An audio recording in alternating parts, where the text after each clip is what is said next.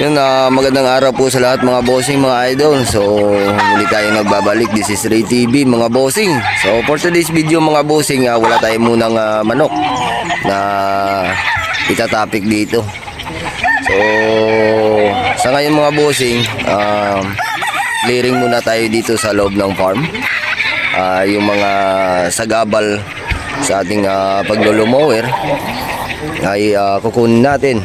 At saka kung anong makita natin dito na hindi kaya tingnan ay ating i-clear para pagdating dito ng mga manok ay nakahanda na po yung ating manukan dito sa loob ng GCJ at Game Farm. So bukas mga bossing ay pupunta dito yung ating mga team at magde-disinfect ng ating mga tipi, yung ating mga talian ng ating mga manok. So let's go mga bossing, clearing muna tayo. Isa ito sa mga may clearing natin, yung ating ang tawagin sa amin ng mga bayabas.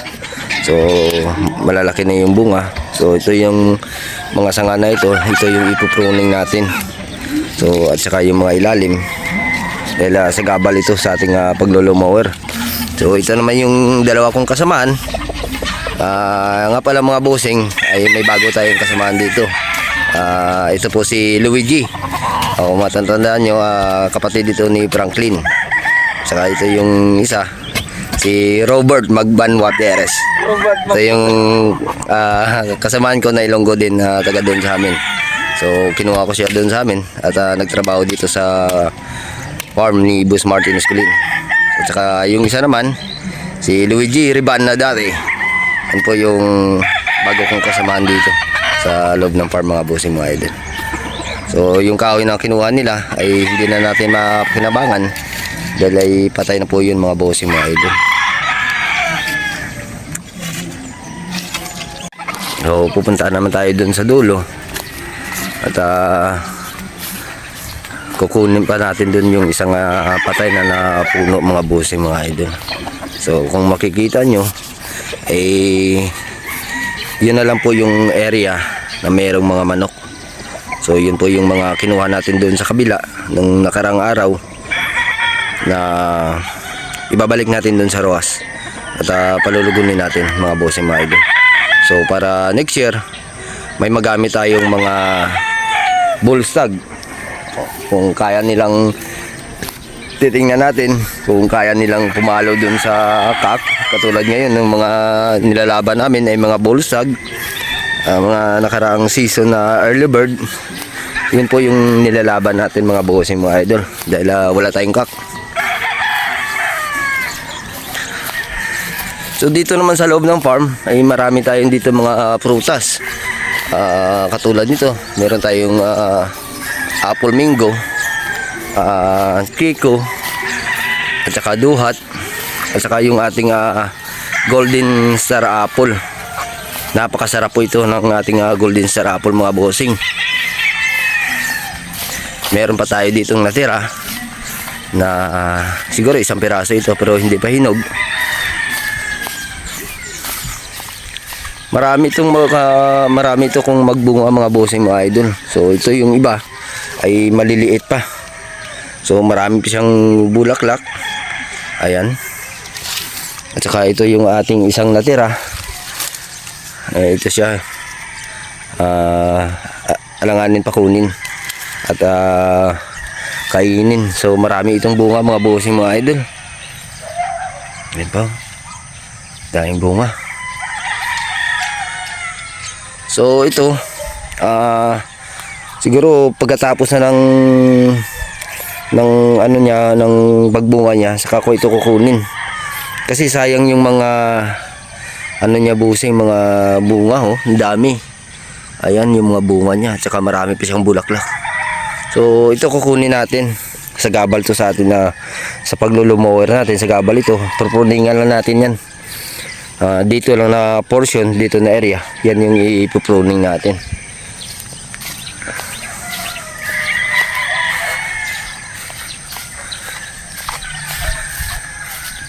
Ayan pala yung ating bahay, dyan sa dulo. Ayan, dyan mga bossing, mga idol, dulo na ng farm yan. Yung kung mapapansin nyo po, yun po yung dulo ng farm natin mga bossing, mga idol. Ayan.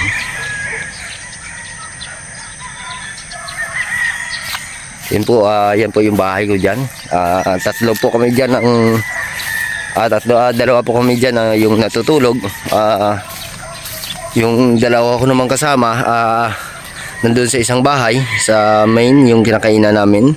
Yan po yung ating gradas, kung saan nilalagay po namin yung mga napili ng mga buyer.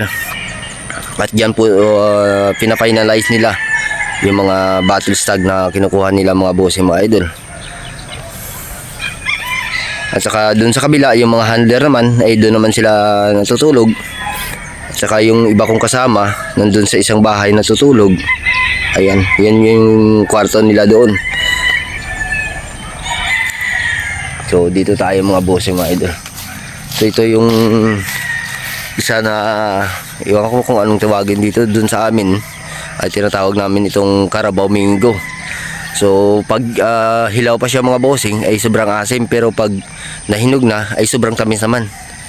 So ganun po yung kanyang ito yung mga kasama ko dito mga bossing, yung mga pasay ng mga punong kahoy. Yan po muna yung aming ipuproning habang wala kaming mga alagang manok dito.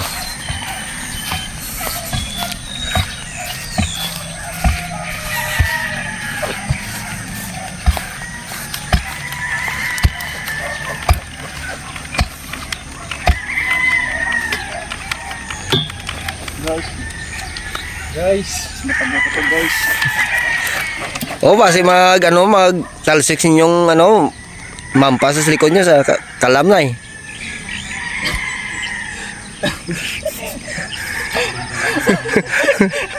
Guys, kami pa yung nag-adjust pag yan dito sa Manila guys. Kami pa yung nag-adjust, kami pa yung magtatagalog pag sa amin, hindi sila marunong. Dito mga bossing, baka magtataka kayo, ay yung pananalita namin mga bossing, mga idol, ay Ilonggo. So karamihan sa ating mga subscriber ay meron din tayo mga Bisaya ng mga subscriber.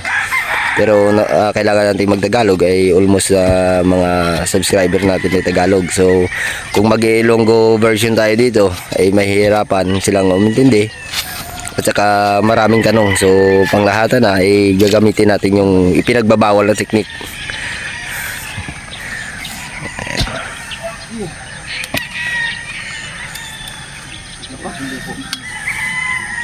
Yung ang ugat na may ugat pa na sa mga puno eh. Ay, kasi galon. Bay, mabali na ron nato nga kon. Tagad, ikaw bla, ako pala pabira bla. English na? English. Guys, yung boss na namin yung tikira guys. Puno, ugat na babaw. Ayun si Bibi. Sibling away sa ugat sa puno. May buhok ka ng puno.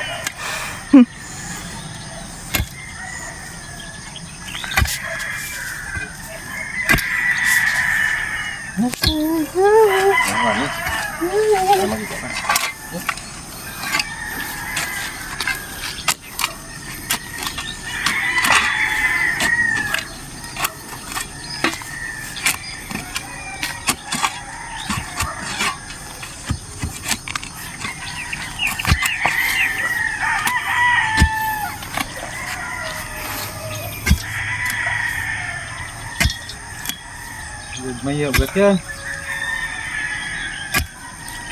May ganun pa muna kasupot. Diretso yan, ugat mo na yung ikaw. Botong patay. Saan dito sa akin?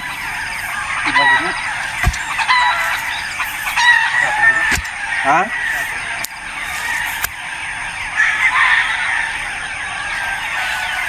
Patyat na rin kurinti, di putas mo kurinti kasi ko rin.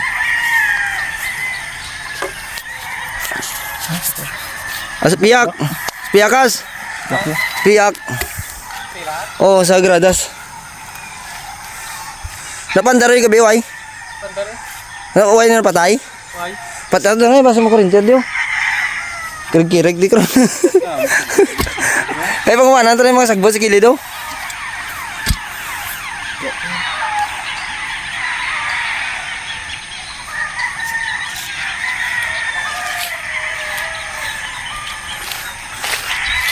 So ito yung assignment natin ngayon mga bossing mga idol sa araw na ito.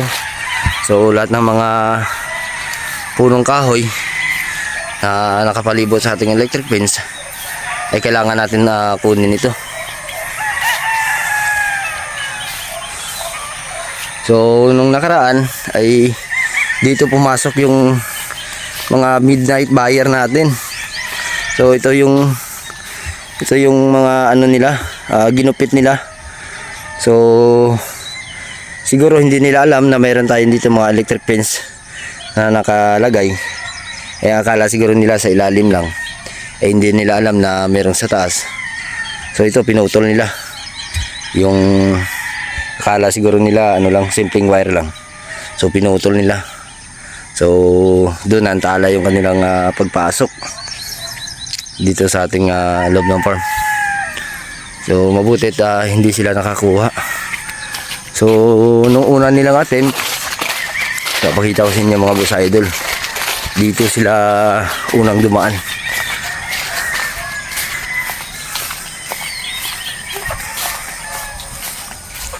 Dito sa area na ito. Ayan, dito sila unang dumaan. So nung una yung yero natin dito ay hindi pa ganun ka solid na nilagay natin dito na yero. So yung medyo manipis yung nilagay dito. Kasi nung pagpunta namin dito mga bossing mga idol ay ano na ito, yung mga bakod nila ay ganito na mga bossing.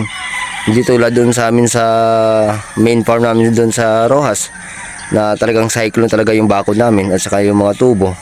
At saka nakapalibot din doon mga electric fence din. So dito sa kanila yero. Kaya nag-order ako kay Boss Martin Esculin na palitan lahat ito. So lahat ng mga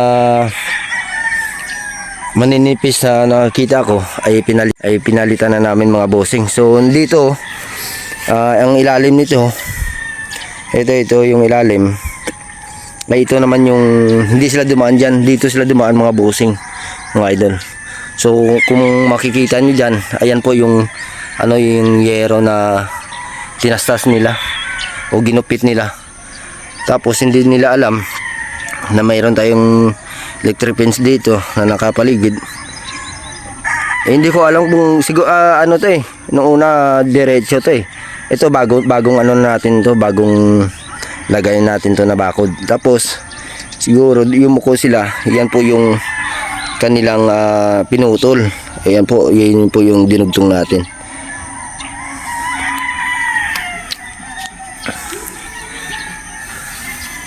So yung assignment natin ngayon ay i-clear lahat natin ito.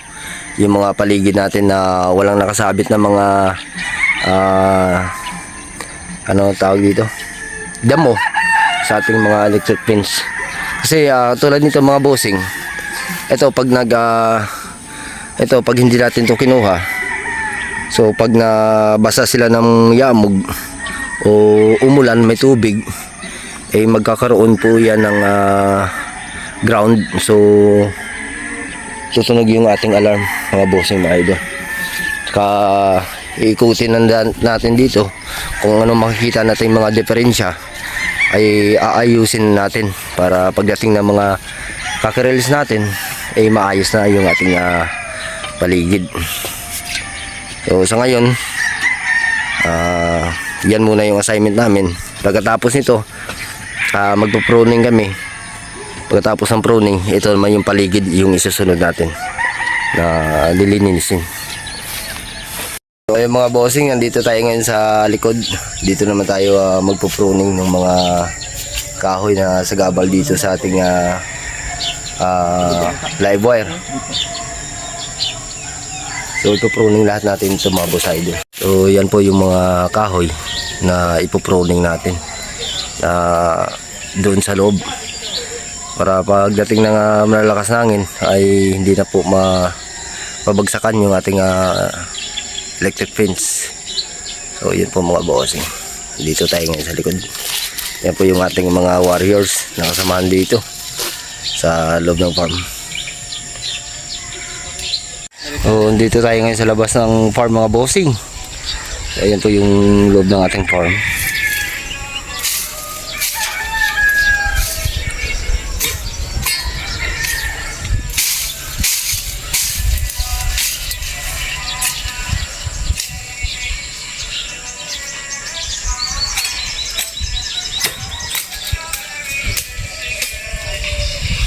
So ito yung bakod na pinalitan natin. Na dito yung dumaan yung mga midnight buyer natin dito. Dito nila pinutol yung ating mga yero. Yung mga yero. So ito yung mga evidence nila na iniwan, yung pinagupit-gupit nila ng mga yero. Ayan, at saka ito pinutol nila. So dito sila dumaan sa talahib. Dahil itong area na ito nakatabi namin ay private din ito. So walang bahay nandito. Madalang yung mga tao, kung matitingnan nyo dyan mga bossing mga idol, ay talagang talahib na po. So dito sila dumaan, kinat nila ito yung ano ito, yung gawad, saka dito sila dumaan. So may mga daan sila dyan na mga pinag-ano nila. So ito ngayon yung ating project. Habang wala tayong mga manok ay maglilinis tayo mga bossing mga idol, para pagdating ng mga manok ay tapos na natin ito. Saka meron ditong isang avocado. So ito hindi na po ito sa amin, sa kabilang lote na po ito. So ito yung project natin ngayon. So yan mga idol, ito na po yung pinakalikod ng ating farm dito. So kung mapansin yung mga bossing, ito yung mga pinutol namin dito ng mga puno. Marami-rami po ito. At saka dito po sila, ito po yung ginamit nila na mga puno dito nung nakaraan na hindi pa namin naputol. Dito sila dumaan. So umakyat sila sa puno, nilagyan nila ng hagdan. So ito po yung likod ng farm.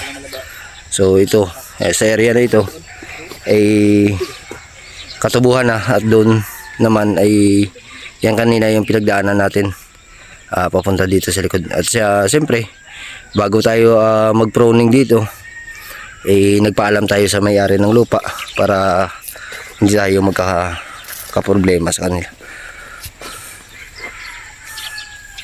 Yan, pupunta naman tayo sa kabilang side kung saan yung may mga bahay. So andito ito yung pong pinakadulo ng farm. So magpo-proning tayo dito. Lilinisin natin yung paligid. Ito yung si Luigi. Ito yung mandaragit ng Rojas City. Mandaragit. Ayan.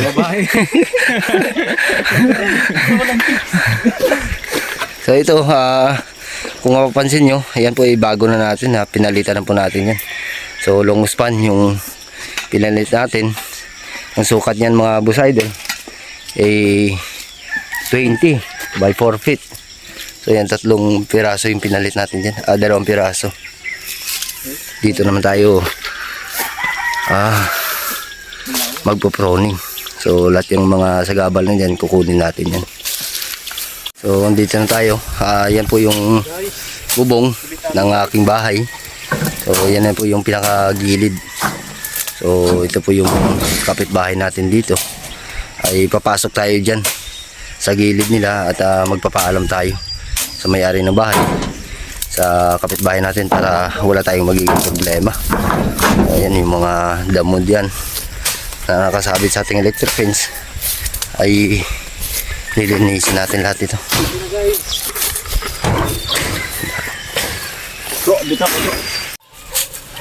So dito mga bossing ay munting manukan din ng ating kaibigan.